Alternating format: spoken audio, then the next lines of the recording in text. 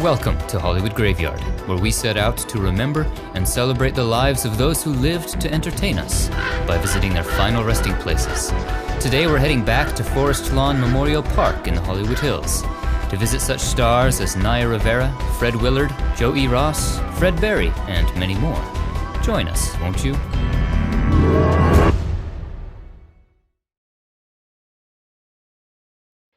Did you recognize that baby-faced kid in the intro sequence? It's yours truly, back behind the camera once again, and the passage of years is evident. With a few more gray hairs in the beard, I can't help but wonder where the years have gone. In the end, it doesn't matter that they're gone. What matters is how they went. And they went spending time with you exploring the graveyards of the world, and I wouldn't have it any other way. After a year with you at the helm in our Viewers Special, we're back in LA to continue our regular Famous Grave Tour series here. And how about we pick up right where it all began, at Forest Lawn in the Hollywood Hills? Our 6th time exploring these grounds now hosting the famous and the dead, which a century ago hosted the famous and the living as they shot movies among these hills. So come tag along with me, the deer, the ravens, a lizard named Bill, and this pair of ghosts, as we dig deeper into the history of these grounds. If you haven't done so already, be sure to check out our first 5 videos from Forest Lawn Hollywood Hills. Let's begin at a familiar and star-studded section of the cemetery, the Courts of Remembrance. Heading into the first courtyard, we make our way into the Columbarium of Remembrance on the left. On the far wall, we find the niche of actress Rita Shaw. Her best-known television role was as housekeeper Martha Grant in the 60s and 70s series The Ghost and Mrs. Muir. One of her best-known film roles shared a similar title, The Ghost and Mr. Chicken, in which she played Mrs. Maxwell. Other notable films include Mary Poppins as the cook and Picnic. Rita died from emphysema at age 69. Let's continue east into the far courtyard. To the right is the Columbarium of Sacred Trust. Just in on the right we find the niche of actress Michelle Nicastro. She made her Broadway debut in 1983 as Ariadne in the original production of Merlin. She then made her way to Hollywood, where she'd become a familiar face on television in the 80s and 90s, making guest appearances on shows like Full House, Who's the Boss, and Santa Barbara.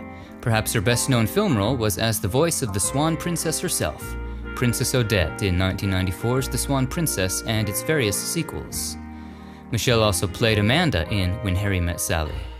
The talented singer also released a number of albums in her career. Michelle was just 50 when she died from cancer. Turning north, we head into the Columbarium of Providence, the same room where Rod Steiger is inurned. Correctly pronounced this time. Here too we find the niche of Maxine Elliott Hicks, whose plaque boasts the Queen of Acting on Stage, Screen, and Television. A title well earned perhaps, as if you can believe it, Maxine appeared on screen as early as the 19-teens into the 1990s. She began appearing in silent films in 1913 like The Eternal Mother and The Poor Little Rich Girl. She left acting in 1937 but would return to the screen in the 70s, making appearances on television shows like All in the Family, Growing Pains, and Just the 10 of Us. Maxine lived to be 95. Just to the right, marked by a statue, is the niche of Charles Pierce. He began his career as an actor and radio announcer, but is best known today as a female impersonator. He impersonated stars like Carol Channing and Katharine Hepburn, but his most famous impersonation was as the legendary Bette Davis, who incidentally, and perhaps not coincidentally, rests nearby at the entrance of these courtyards. Described as a male actress, Pierce's entertaining engagements would take him all over the world. He retired from entertaining in the mid-90s, later passing away from cancer and a stroke. He was 72. Turning north, we reach the outer wall of niches. If you saw our Disney special, you'll recall we visited the niche of Art Babbitt here. Resting with Art is his wife, actress Barbara Perry. She began her career as a dancer, including ballet at the Metropolitan Opera, and tap dancing at nightclubs and even the Hollywood Bowl. Barbara would perform on and off Broadway and made her way to films in the 30s and television in the 50s. Barbara played Buddy's wife Pickles on The Dick Van Dyke Show and appeared in other shows like My Three Sons and How I Met Your Mother, performing well into her 90s. She also wrote and performed an award-winning one-woman show, Passionate Ladies. Barbara died from natural causes at age 97. South of the Christus statue is the Sanctuary of Enduring Protection. Here's the crypt of Naya Rivera. Naya was born to shine, modeling and acting from a very young age. As a child, she would make appearances in commercials and on shows like The Fresh Prince of Bel-Air, Family Matters, and had a regular role in The Royal Family. Naya's breakout role would come in 2009 when she was cast as Santana Lopez on the popular musical series Glee. She would appear in over 100 episodes, showcasing her singing skills alongside her acting.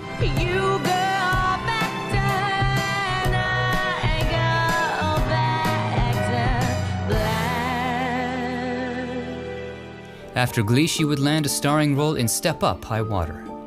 But tragedy would strike in 2020, cutting her life and promising career far too short. On July 8th, Naya rented a pontoon boat with her young son for a day out on Lake Piru. When the rental boat was not returned, authorities set out and found Naya's young son alone on the boat. Naya was nowhere to be found. Her son told authorities that they had gone for a swim, but that her mom had disappeared under the water. Naya likely got caught in a rip current, mustering up just enough energy to save her son and push him back in the boat, but not enough to save herself. After an intensive search, her body was discovered 5 days later. Naya was 33. Farther in on the left is the Gordy family room, where rests Anna Gordy Gay. Fans of Motown will recognize the name Gordy. Anna was the elder sister of Motown founder Berry Gordy. Anna was a record executive in the 1950s, founding her own label called Anna. The label released what is considered the first national Motown hit, Money, That's What I Want. The best things in life are free.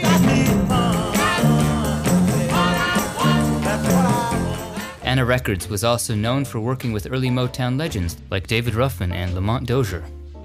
In 1961, the Anna label was absorbed into Motown Records.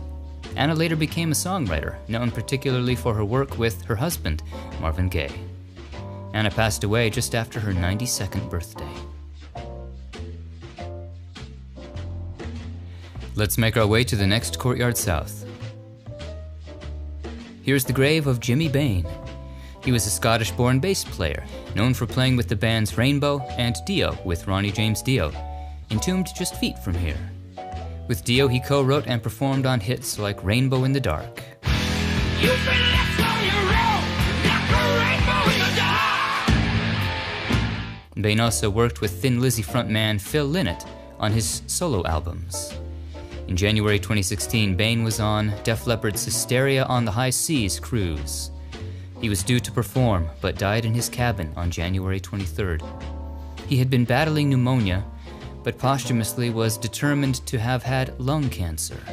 He was 68. Along the wall of crypts before us, we find Buck Henry. The multi-talented Henry found success in many facets of the entertainment world, including writing, directing, and acting. He was nominated for 2 Oscars in his career, for Best Director for Heaven Can Wait, and Best Writing for The Graduate. He would take his writing skills to television, co-creating and writing with Mel Brooks the hit 60s comedy, Get Smart. In front of the camera, you saw him in movies like Catch-22 and Grumpy Old Men, and on TV shows like 30 Rock and Murphy Brown. He's also remembered for having regularly hosted Saturday Night Live in the 70s and 80s. Buck Henry died from a heart attack at age 89. Back to the grounds behind us is the grave of actor and comedian Reynaldo Rey. He launched his career touring the world as a stand-up comedian. From there, he'd find his way into popular comedies of the 90s and 2000s, like Friday, White Men Can't Jump, and Harlem Nights. And he appeared as himself on shows like Match Game and Def Comedy Jam. Reynaldo died from complications of a stroke at age 75. In the next courtyard west is the Columbarium of Valor. High on the wall is the niche of Larry Walters. The casual passerby might be left scratching their head upon reading his epitaph, Lawn Chair Pilot. Larry had always dreamed of flying, but was unable to become a pilot due to poor eyesight. In 1982, he decided to make his dream a reality by attaching dozens of helium-filled weather balloons to his lawn chair. On July 2nd, he strapped himself into his lawn chair, put on a parachute, and brought along essentials like sandwiches and beer, and a pellet gun to pop the balloons. His friends cut the ropes that held him down, and up he went, thousands of feet into the air. Having no control over the flight, he soon drifted into federal airspace around LAX. Using his pellet gun, he shot out some of the balloons and slowly began to descend. His 45-minute flight came to an end when his balloon cables caught in power lines in Long Beach, causing a 20-minute blackout. He was able to make his way to the ground unharmed, but was immediately arrested. When asked why he did it, he replied, "A man just can't sit around." So very true, Larry. His story inspired the 2003 film Danny Deckchair, and may have given the folks behind Up an idea or two. Lawn Chair Larry took his own life at the age of 44. Time to leave the courts behind and make our way around to the north, to Summerland section. Almost all the way to the hedge that divides Forest Lawn and Mount Sinai is the grave of legendary funny man Joe E. Ross. Fans of comedies of the 60s and 70s will immediately recognize Joe E. Ross. He had prominent roles in two of the major sitcoms of the era, as Mess Sergeant Ritzik on The Phil Silvers Show, and perhaps most notably co-starring with Fred Gwynne in Car 54 Where Are You, as the bumbling but lovable Officer Tootie. Now, a lot of you guys have been asking me to look into the various group cemetery plot plans that other brotherhoods and a lot of the precincts have gone into. Oh, I can't wait. In the 70s, Joe would also be known for his voice work for Hanna-Barbera cartoons, like Sergeant Flint in Hong Kong Phooey. Later in his career, he would release comedy albums and perform in nightclubs. In fact, Joe died from a heart attack while performing on stage in Los Angeles. He was 68. Back to the car, let's head west, to a section we've actually never been to before. This is Contentment section. Here's the grave of a singer known mononymously as Vesta. She had an impressive 4-octave range, and had a number of top 10 hits on the R&B charts, like Once Bitten Twice Shy and her signature tune, Congratulations.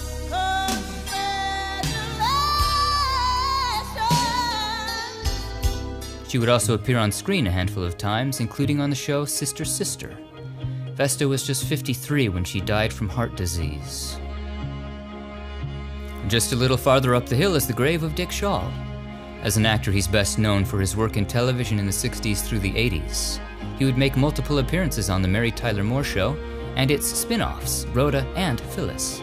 On stage, in the sketch comedy and improv world, Shaw was known as a master of space for his abilities in mime and physical comedy. Richard Shaw lived to be 86. He was the father of actress Wendy Shaw. Let's say a quick hello to Disney Studios across the street. Hello. Then move along to our next stop.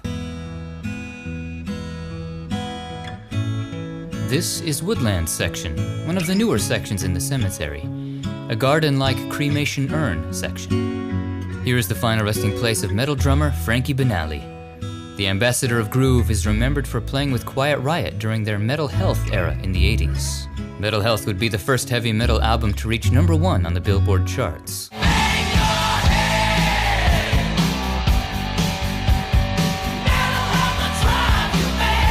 After Quiet Riot, Banali played drums for Wasp and other bands, including Faster Pussycat.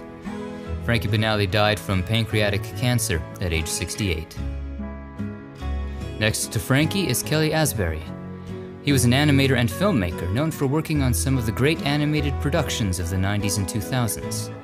Among the beloved animated classics he directed are Shrek 2, Spirit, Stallion of the Cimarron, Romeo and Juliet, and Smurfs: The Lost Village.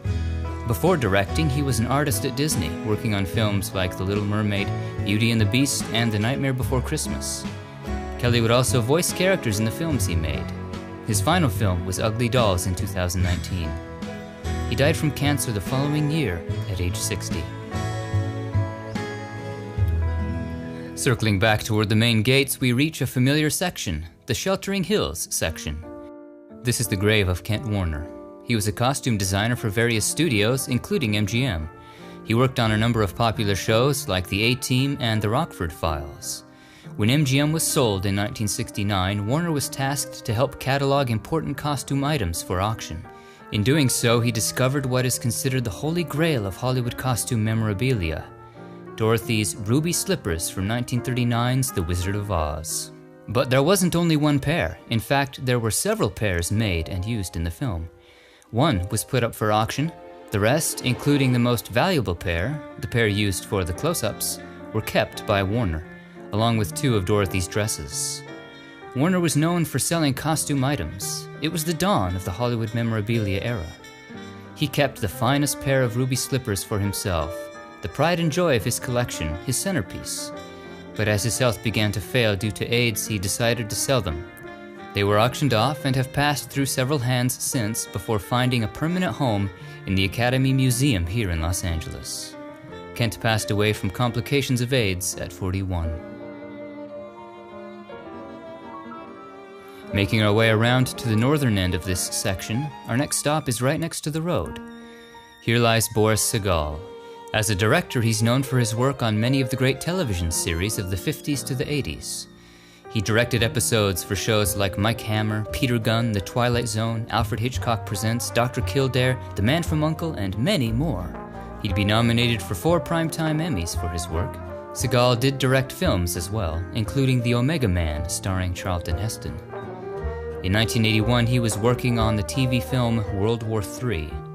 After filming some aerial shots, Sagal exited the helicopter, but his mind on his work turned the wrong way and walked right into the spinning rear rotor blade. He died from his injuries after hours of emergency surgery. He was 57. Boris was the father of actress Katie Sagal. Continuing west, we reach the western end of Sheltering Hills. Meet Angelo Rossito. He was born with a form of dwarfism, standing 2'11". But despite his small stature, he'd become big in demand as one of the busiest little people acting in Hollywood, as early as the 1920s when he was discovered by John Barrymore. He played Angelino in Todd Browning's cult classic Freaks in 1932, and Indigo in 1946's Scared to Death. On television, he had a recurring role on H.R. Pufnstuf, and is perhaps best remembered for his role as headstrong Little Mo on Baretta. One of his last major roles was as Master in Mad Max Beyond Thunderdome. Angelo died from complications of surgery at age 83. Turning the compass east now, we reach the Enduring Faith section. Here's the grave of Fred Stone. You fans of The Wizard of Oz will be curious to know that Fred here was the very first to portray the Scarecrow in the original 1902 stage production of The Wizard of Oz. Years before that, Fred got his start performing in circuses and minstrel shows, which evolved into vaudeville.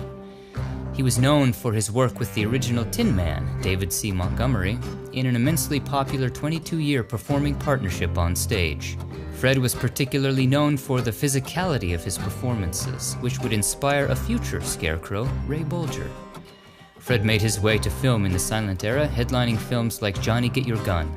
Then when the talkies came around, he found himself starring alongside Katharine Hepburn in Alice Adams and Gary Cooper in The Westerner. Fred Stone lived to be 85. Let's head a little further east in this same section. Near a large tree, we find Hollywood's Superman, Christopher Dennis. For more than 25 years, Christopher Dennis was a fixture on the Hollywood Walk of Fame. Dressed as Superman, he would pose for photos with tourists, bringing smiles to millions. His life would be chronicled in a number of docu-series, and he would make appearances as the Man of Steel on shows like Jimmy Kimmel Live, filmed right across the street from his regular haunting grounds on the Walk of Fame. Christopher Dennis bore a striking resemblance to his hero, another Man of Steel, Christopher Reeve. But they would share more than just a name and resemblance. Both Dennis and Reeve died at the age of 52. Dennis found himself homeless in his last years. In November 2019, Dennis crawled into a clothing donation bin in an attempt to retrieve clothing. He became trapped and accidentally suffocated. His final wish was to be buried in his Superman costume. Without the funds to pay for a funeral, fans launched a campaign to raise the money to fulfill his final wish and provide this marker. Across the street south is Revelations section. Stretch out those hamstrings once again because this hill is steep, and we're headed to the tippy top. Here lies Brock Peters. The actor had over 100 credits to his name. Among his best-known film roles are that of wrongfully accused Tom Robinson in 1962's To Kill a Mockingbird, Crown in Porgy and Bess, and Admiral Cartwright in the Star Trek films. The talented actor and singer made a name for himself on stage as well, receiving a Tony nomination and Drama Desk Award for his performance in the Broadway revival of Lost in the Stars.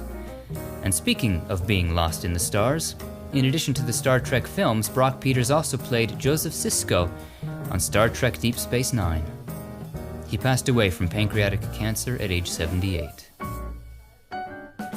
Also in Revelation section, farther east is the grave of Esther Phillips.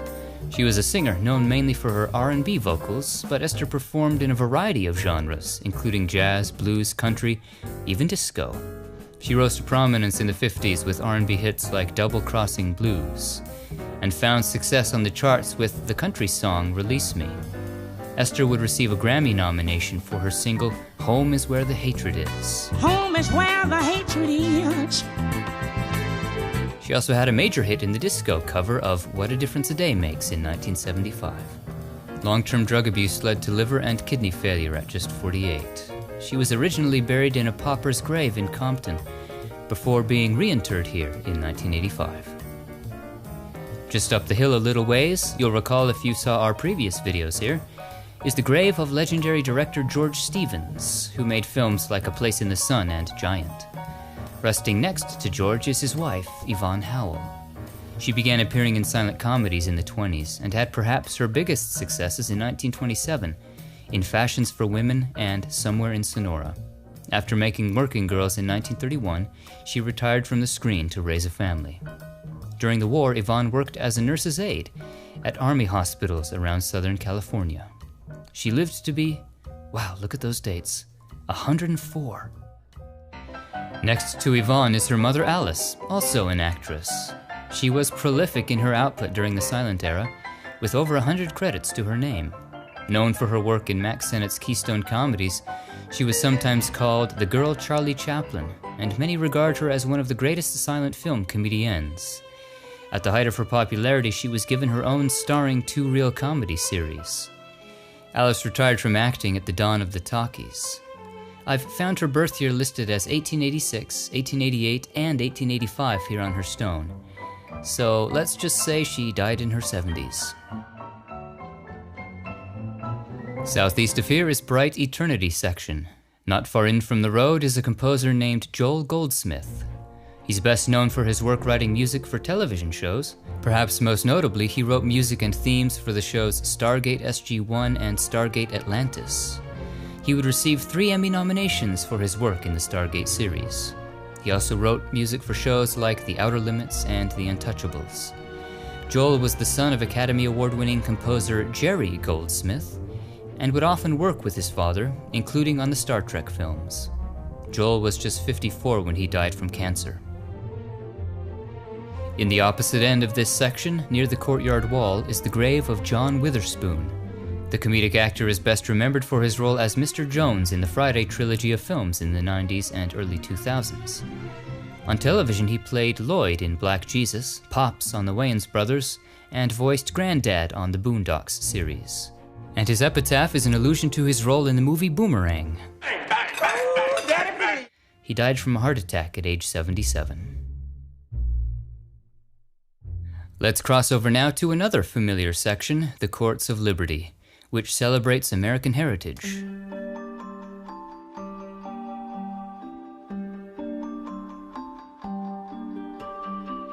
Turning right at the George Washington statue, into the next courtyard we find the grave of Paul Winfield. The actor earned acclaim and an Academy Award nomination for his performance as Nathan Lee in the 1972 film Sounder.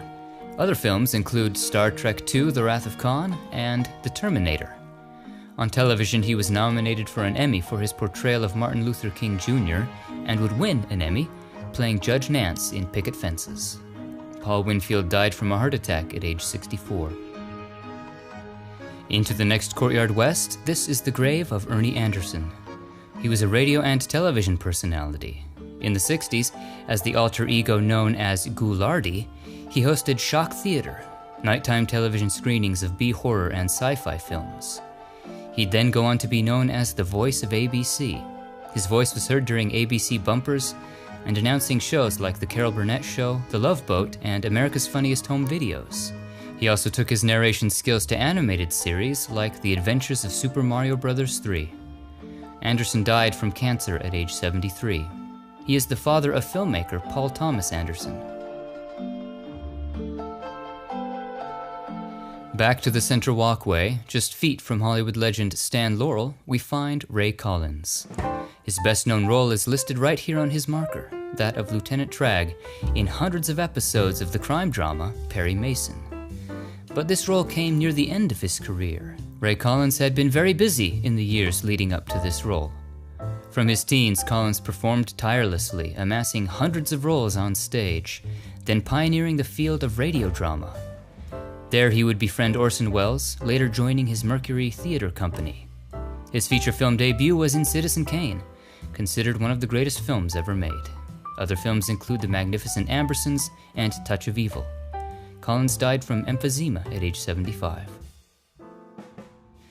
Our explorations continue in the next Courtyard West. Pop quiz for you Hollywood graveyard enthusiasts. Do you remember who rests here? That's right. Original Tonight Show host and comedian Steve Allen rests in this unmarked grave. Next to Steve lies his wife, actress Jane Meadows. Her film career began in the 40s in films like Song of the Thin Man and Undercurrent. And as television dawned, she found her place there as well, making regular appearances in shows like The Love Boat and Fantasy Island. She'd received 3 Emmy nominations in her career, including for her guest role on Saint Elsewhere. Jane would also appear and perform frequently with her husband, Steve Allen, on television and on stage. Jane Meadows lived to be 95. She was the sister of Audrey Meadows of The Honeymooners fame. From the gigantic mosaic, we turn left and take a long walk east.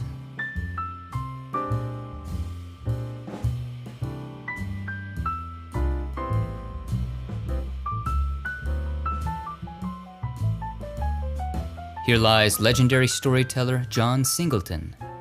He was a writer, director, and producer active in the 90s and 2000s. He's best known for writing and directing 1991's Boys in the Hood. He would be nominated for both Best Writer and Best Director at the Academy Awards for the film. This would make him the first African-American nominated for Best Director. Other films he directed include Shaft, Too Fast, Too Furious, and Four Brothers. He made his mark on television as well, creating the show Snowfall and directing episodes for shows like American Crime Story. John Singleton was just 51 when he died after suffering a stroke. Let's head now to the section across the street west from the Red Church, Murmuring Trees section. This is where we find the grave of actor Ralph Bellamy. He was nominated for an Oscar for his role as Daniel Leeson in 1937's The Awful Truth. 20 years later, he won a Tony Award for his role in the play Sunrise at Campobello as Franklin Delano Roosevelt. Other notable films include His Girl Friday, The Wolf Man, and Trading Places. A few years before his death, Bellamy was awarded an honorary Academy Award for his unique artistry and his distinguished service to the profession of acting. He died from a lung ailment at age 87. Time to hop back in the car and head east to Peaceful Memory section. Our next star kept us laughing for years, Fred Willard. The comedic actor is fondly remembered for his roles in mockumentary films like This Is Spinal Tap, Best in Show, and A Mighty Wind. Other memorable films include the Anchorman series. He would amass over 300 film and television credits over his career, making appearances in just about every major TV comedy in the 80s to the 2000s. He played Hank McDougal on Everybody Loves Raymond, and Frank Dunphy, Phil Dunphy's father on Modern Family. He would be nominated for 5 Emmys for these 2 shows. And his appearance as Shelby Forthright in WALL-E marks the only time to date a human has appeared in a Pixar film with dialogue. Because at B&L, space is the final frontier. The beloved funny man died from cardiac arrest at age 86. Further east in this same section, just down the hill, we find Lance Legault. He began his career as Elvis Presley's stunt double and stand-in in many of his films in the 60s, and being a talented musician, would even perform with Elvis. As Lance's acting career grew, he found himself often playing military personnel, especially officers. Perhaps his best-known role is that of Colonel Decker, pursuer of the A-Team in the 1980s series. He also had recurring roles on other popular 80s hits, including as Colonel Green on Magnum P.I. and Alamo Joe Rogan on Werewolf. And with a voice described as 4 octaves lower than God's, excuse me, Lance also did regular voice work, including the character Junior in Home on the Range. Lance died from heart failure at age 77. Our travels through this massive cemetery take us around now to the next section north, Tribute section. Here lies Mickey Jones. As a musician, he played drums with a number of notable acts, including Trini Lopez, Bob Dylan, and Kenny Rogers. He'd play on some 17 gold records. He then shifted his career to acting. You saw him as Pete Bilker on Home Improvement, and Hot Rod Dunham on Justified. His film roles include as the Crooked Mechanic on National Lampoon's Vacation. Jones died from complications of diabetes at age 76. And finally, our last stop of the day is just west in this same section. Here we find the grave of Fred Rerun Berry. He earned his nickname from the character he's best known for playing, that of beret and suspender-wearing Freddie Rerun Stubbs, on the hit 70s sitcom, What's Happening? He delighted audiences not just with his comedic chops, but also his dance skills. What's happening? Rerun! Everybody, this is Priscilla. Aren't you pretty? Thank you. By the late 70s, Barry and his rerun character were among the most popular on television. He would reprise the role in the 80s sequel, What's Happening Now? The phrase, hey, hey, hey, here on his marker was one of the catchphrases on What's Happening. By the 90s, he had mostly given up acting, but would return to the screen a few more times, like for the film In the Hood and his final appearance as himself in Dickie Roberts' former child star. Fred Berry was 52 when he died in his home while recovering from a stroke. His grave remained unmarked for over a decade, until this marker was placed a few years back. And that concludes our tour. What are some of your favorite memories of the stars we visited today? Share them in the comments below, and be sure to like, share, and subscribe for more famous grave tours. Thanks for watching. We'll see you on the next one.